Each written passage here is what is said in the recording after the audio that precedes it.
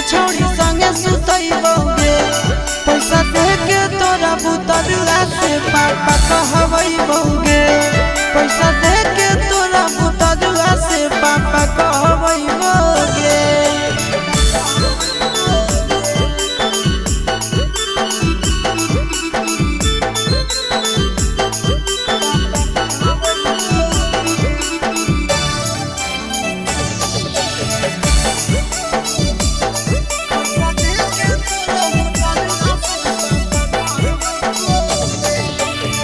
कुछ तो जब घर में छौड़ी बता दी है कि हले भैया के कर दी है बहाना बा तो फुसला दी है अपन सैया के।